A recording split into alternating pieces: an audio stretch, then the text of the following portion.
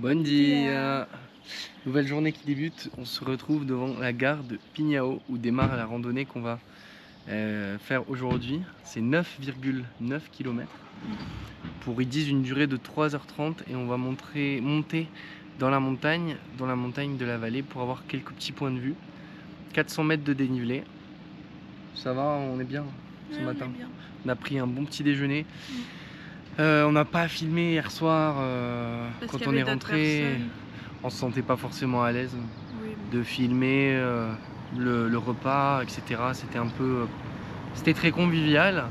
On a rencontré deux Italiens qui venaient, une Italienne et un Italien qui étaient un couple qui venait la femme venait de Sardaigne et le monsieur, je sais pas d'où il venait, mais il vivait en Grande-Bretagne, à Cambridge, et on a eu quelques conversations assez intéressantes. Donc on est resté 2 nuits à la Casa Cimera à Valencia do Douro. C'était vraiment une belle expérience. Les repas sont vraiment généreux. Très généreux, ouais. On n'en pouvait plus à chaque fois. Mais même le petit déjeuner, tout est généreux là-bas. Et hier, il nous a fait goûter un Porto de 40 ans d'âge. C'était incroyable. C'était incroyable, vraiment. On peut que vous recommander honnêtement cette adresse.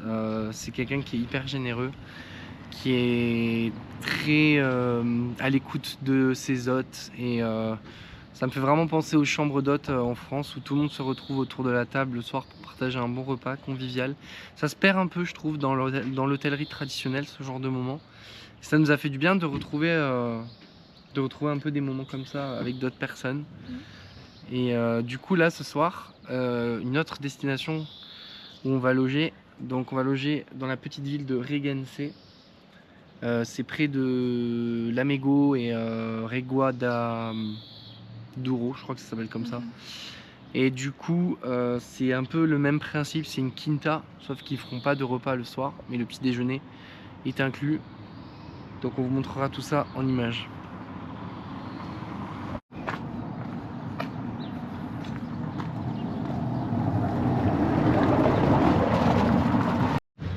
On était en train de se poser la question parce qu'on est en train de tourner en rond depuis 15 minutes, mais en fait au final c'est bien ça, hein. Oui, c'est bien ça.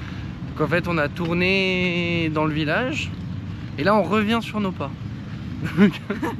Début de randonnée assez marrant.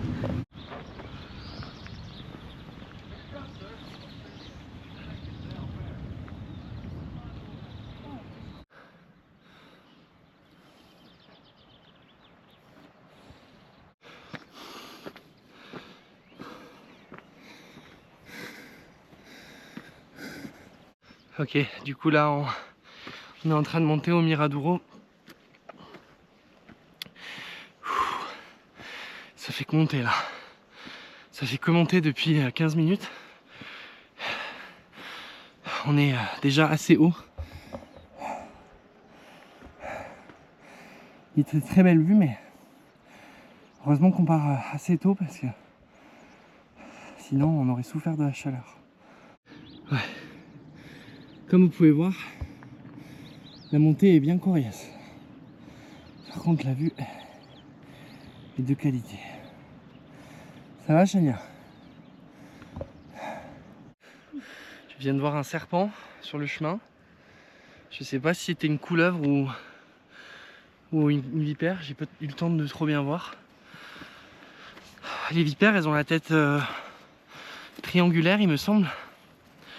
C'est pas très rassurant, c'était assez flippant. Même si les serpents en Europe sont quasiment inoffensifs, mais elle m'a vu en fait, elle est partie comme ça dans les buissons. Mais ouais, après c'est pas étonnant vu toutes les pierres qu'il y a, mais bon, c'est quand même assez flippant.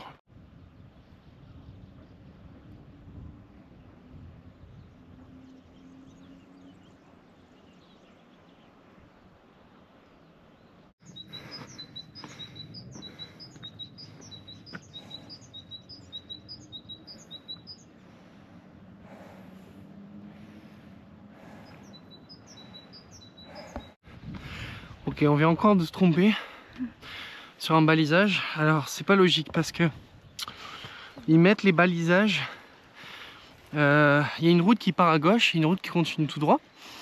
Et en fait, au lieu de mettre le balisage de tourner à gauche au niveau des intersections, bah en fait, eux, ce qu'ils font, c'est qu'ils mettent avant, au moment où il y a une autre route qui part vers la gauche. Donc en fait, nous, on a pris cette première route qui partait vers la gauche. Et en fait, on s'est retrouvé dans les vignes, quoi. Donc, pas mal de problèmes de signalisation de balisage sur ce sentier. Enfin, nous qui sommes habitués des randonnées, on trouve que c'est pas très bien indiqué pour le coup. Faut vraiment être attentif et il n'y a vraiment pas beaucoup de signes distinctifs du balisage. Donc, bon, on s'est trompé déjà 2-3 fois. Hein. Donc, voilà.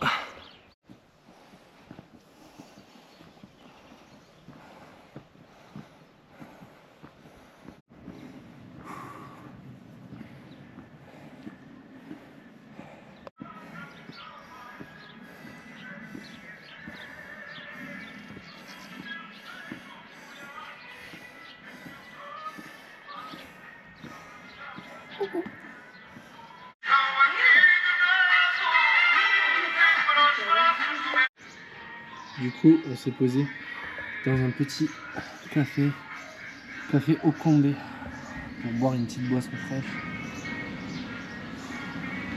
C'est vraiment trop chaud là.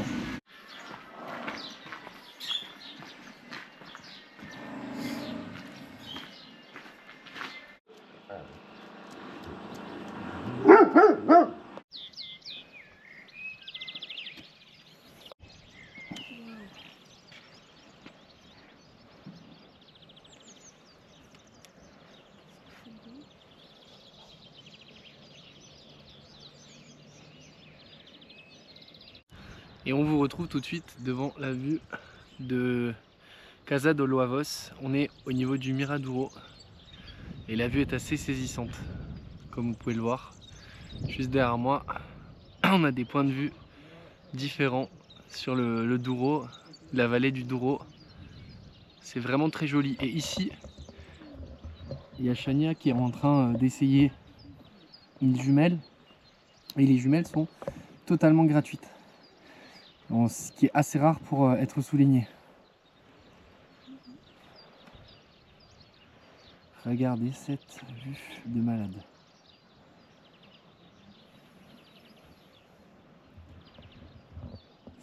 Et comme pour la visite de la Quinta do Seixo hier, on est littéralement tout seul.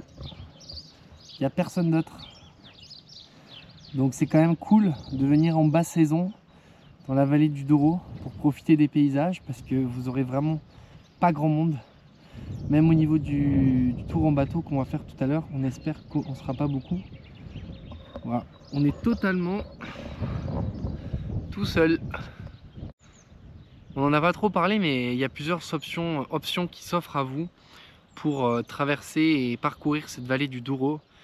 Vous avez d'abord la voiture. La voiture, on a opté pour cette solution-là parce que c'était la plus économique et la plus pratique pour nous pour pouvoir se déplacer librement dans la vallée et pouvoir aller où on veut sans contrainte de temps. Vous avez également le train. Le train qui est quand même, je pense, assez joli, très appréciable parce que la voie ferrée longe vraiment le fleuve. Donc on a une vue sans discontinuer sur le fleuve. Et je pense que ça doit être quand même très joli. Et enfin, il y a des personnes qui viennent sans voiture. Alors ça peut se faire si on a les moyens pour mettre le taxi ou la patience d'attendre le bus, si on a le temps. Mais l'option la plus économique et pratique, je pense que ça reste quand même de louer une voiture. Donc après c'est à vous de voir comment vous voulez voyager au sein de cette vallée. Mais les trois options qui s'offrent à vous sont assez sympathiques.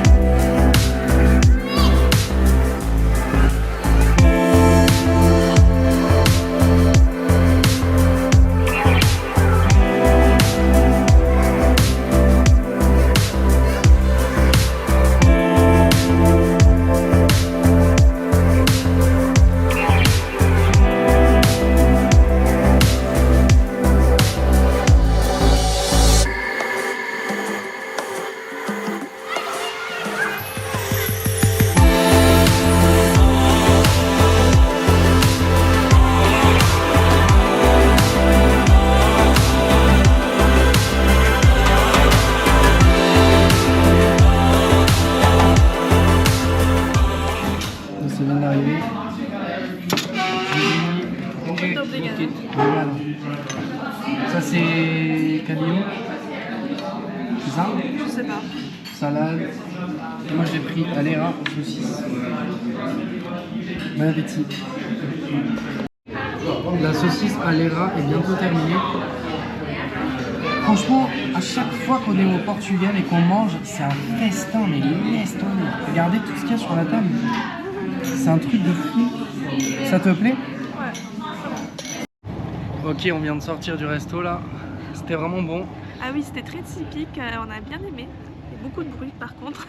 Ouais, c'était très bruyant. Je sais pas si vous avez bien entendu quand je parle pour décrire les plats. C'était vraiment bien. Et du coup là, on va directement faire un petit tour en bateau. Oui. Croisière de 1 heure. Avec 2 verres de vin inclus. Il fait très beau. Là, il fait chaud là. Ouais. On a trouvé ce petit restaurant un peu par hasard. C'était vraiment typique portugais. C'était vraiment cool. Et du coup, on fait des images juste après. Mais vous comprenez bien anglais? Yes, yes. Okay. Because if the others are English, it's better to... Du coup là on est à bord du bateau et du coup c'est un bateau avec des panneaux solaires qu'on peut pas voir, mais en gros c'est sur le toit et du coup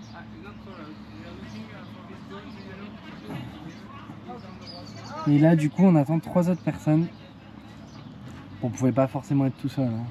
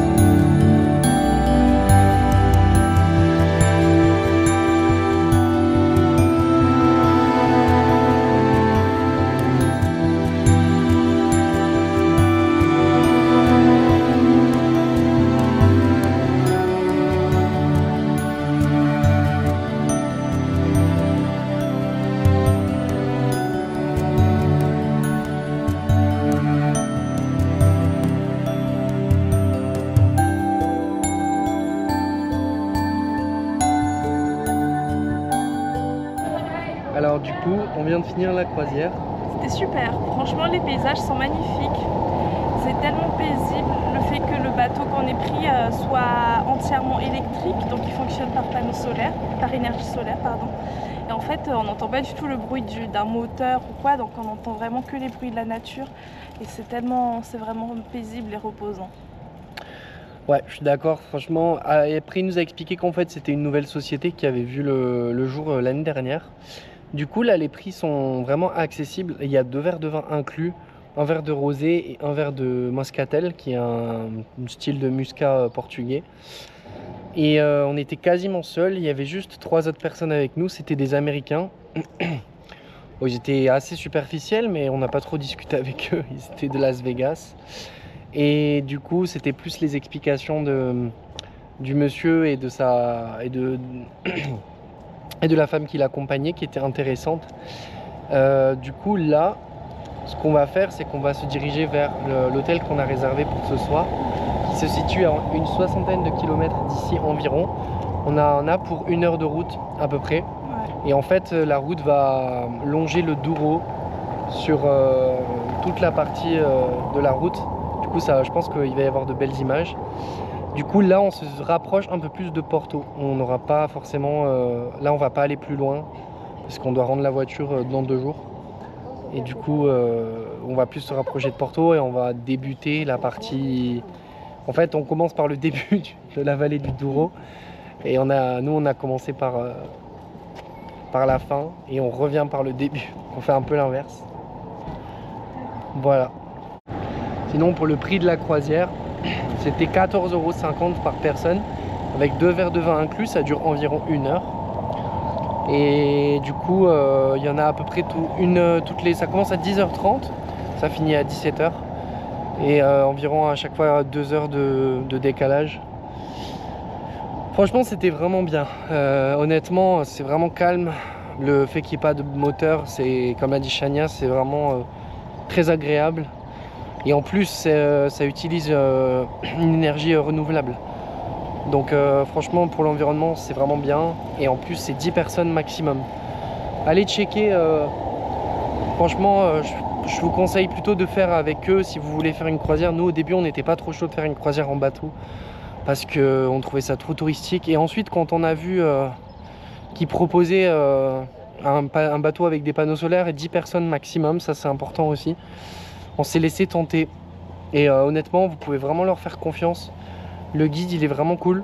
Il parle très bien français en plus. Il parle français, il parle anglais et je pense qu'il parle même d'autres langues. Donc on vous mettra le lien dans la description si ça vous intéresse. Et franchement, allez-y les yeux fermés. Vous pouvez vraiment leur faire confiance, c'est vraiment cool.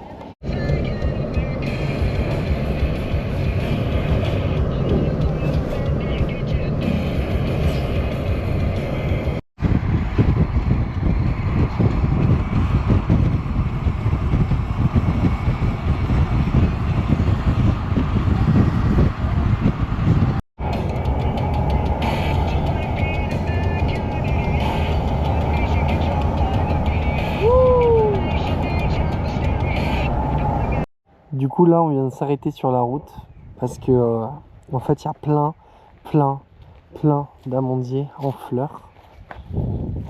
C'est juste trop beau avec les vignes, le soleil. Wow, c'est vraiment magnifique.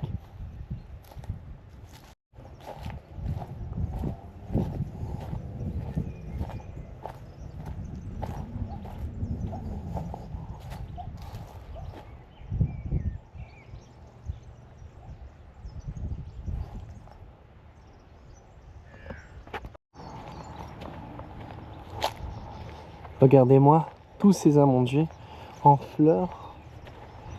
C'est exceptionnel.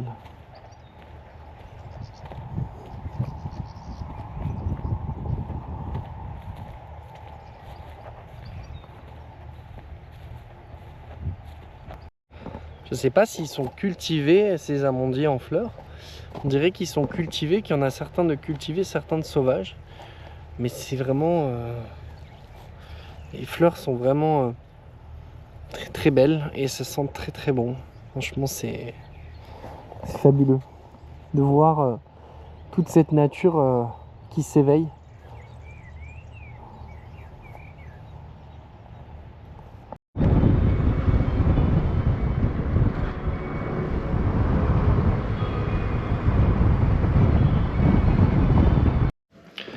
Du coup, on vient d'arriver dans ce petit paradis. On trouve que c'est la plus belle chambre qu'on ait eue depuis le début du voyage au Portugal. Le monsieur nous a accueillis, c'est le propriétaire qui nous a accueillis, très gentil. Très gentil. Il a tellement de goût, regardez la décoration, on va vous montrer le reste de la maison après, mais tout est très beau. Vraiment. Là c'est la chambre du coup et la salle de bain juste ici. Il a été hyper gentil, il nous a upgrade, surclassé en français. Et parce que il n'y avait pas beaucoup de clients ces jours-ci, comme on est en basse saison. Et franchement c'est magnifique. On vous montrera après la piscine. Il y a un espace bar aussi où on peut jouer au billard, etc. Non, c'est vraiment très cool, vraiment cool. Du coup ici vous avez une petite pièce télévision pour se relaxer avec la vue sur le Douro, la vallée. Ce soir, on va avoir un coucher de soleil incroyable à mon avis. Ici, vous avez la cuisine, du coup, où les petits déjeuners sont servis. Et ici, vous avez un frigo avec du vin, enfin, des boissons quoi. Ici, vous avez des boissons gratuites avec du thé, du café, etc. Là, c'est les fleurs qui sont rangées ici. En fait, c'est hyper... c'est vraiment... On a l'impression d'être chez les gens. Et c'est très très beau. Ici, vous avez la partie bar. Avec un bar. Une salle de jeu. Un piano. Du coup, le bar. Oh, le bar, il est très très beau. On n'était pas venu encore. Magnifique bar.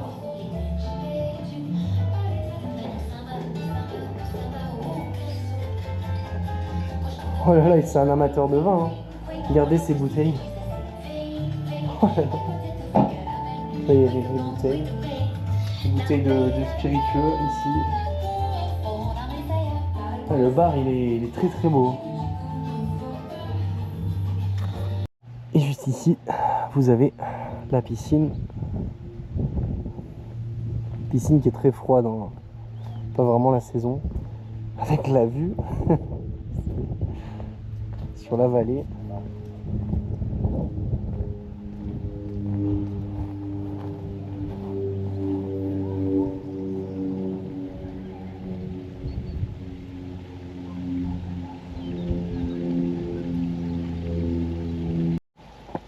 Du coup là, ça continue. Avec toujours la même vue. Super beau. Là, on va aller voir le cours de tennis du coup. Alors, du coup là, je filme le dernier établissement et je filme beaucoup parce qu'en fait, on est tout seul presque. J'ai vu personne d'autre. Et je vous avoue, j'aime pas trop filmer quand il y a quand il y a énormément de personnes autour de nous ou quand il y a beaucoup de monde dans les habitations. Je trouve que ça se fait pas forcément. Ah, le cours de tennis du coup qui a été transformé en terrain de basket. Ça, c'est hyper drôle. Donc si vous avez un ballon de basket avec là des balançoires.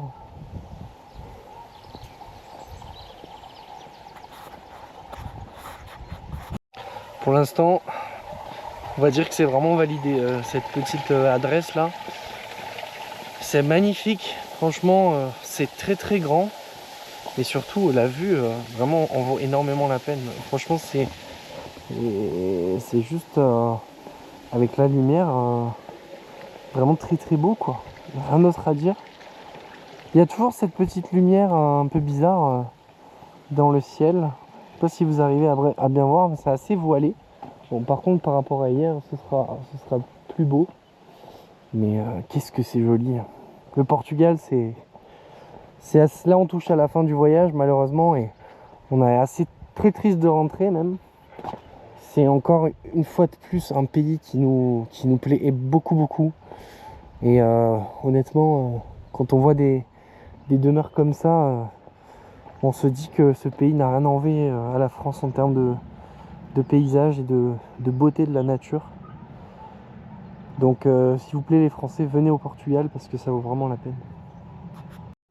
Du coup l'endroit ça s'appelle Quinta de Casamalto.